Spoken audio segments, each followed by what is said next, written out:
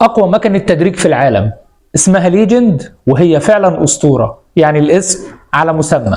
دي موضوع ريفيو النهارده. افضل مكنه تدريج من شركه ويل الامريكيه نزلت في الاسواق المصريه، مش المصريه بس، كل الاسواق. وهثبت لك في الفيديو ده ان المكنه دي مفيش اي حاجه تخطتها ولا في امكانياتها ولا في شغلها لحد دلوقتي. يلا بينا نشوف موضوع ريفيو ايه. ده شكل المكنه، وحش الكون في ماكينات التدريج في العالم، السلك. مفيش مكنه سلك اتعملت بنفس القوه بتاعه المكنه دي او حتى تخطتها. ولحد النهارده حلم كل حلاق او اي حد بيدور على مكنه يقتنيها وبتبقى مكنه العمر زي ما بيقولوا، هو الويل ليجند الاسطوره. زي ما انت شايف كده، ده شكلها بالوانها الجميله دي، السيلفر الجميل اللي في نصها ده، ومكتوب عليه كلمه ليجند بالحروف. المكنه امريكي، صناعه امريكيه 100%. معظم الموديلات اللي بتنزل من شركه ويل في مصر زي مثلا السوبر تابر او الماجيك كلاب او ال2000، معظم الماكينات دي بتبقى امريكي تقفيل المجر، يعني هنجاري. المكنه دي بقى كل اللي نزل منها من اول ما بدات تنزل مصر لحد النهارده امريكي تقفيل USA. محفور على المشط بتاعها من هنا USA، والهنجاري برضو في المكن اللي انا قلت عليه ده بيبقى برضو مكتوب عليه USA. لكن اللي بيضمن لي ان المكنه تصنيع وتقفيل امريكي هو ظهر المكنه نفسها. بتلاقي البيانات اللي على ظهر المكنه هنا مكتوب عليها ميدن USA. السلك بتاعها حوالي 4 متر. وبالمناسبه الفيشه ثنائيه ولا ثلاثيه بتبقى اصلي؟ مفيش حاجه اسمها الفيشه دليل على ان المكنه اصليه ولا لا. المكنه بينزل منها الاصدارين، فيشه ثنائيه او فيشه ثلاثيه زي اللي معانا دي.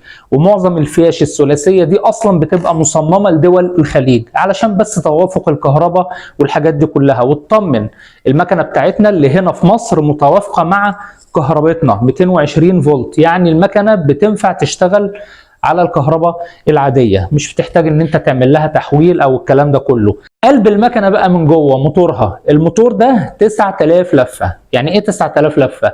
يعني التردد بتاع المشط لما بتشغل المكنه، تردد السن الحديد نفسه 9000 مره في الدقيقه الواحده. مفيش اي مكنه وصلت لاعلى من الرقم ده لحد دلوقتي.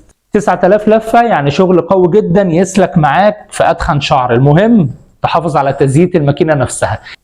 السلاح بتاعها مطلي بالكروم. كروم يعني مقاوم للصدأ، يعني تشتغل بيها وانت مطمن. حتى لو كان الشعر مبلل او مندي ما تقلقش، المكنه هتسلك فيه، وبرضه بشرط تزييتها باستمرار. بيجي مع الاسطوره 8 درجات، ادي النص والواحد ونص كده لوحدهم، تمام. وعندك باقي الدرجات 6 درجات، 1 و2 و3 و4 و6 و8. كل الدرجات اللي الحلاق بيحلم بيها موجودين مع المكنه الاسطوره دي. وكمان القاعده بتاعه الدرجات نفسها معدن.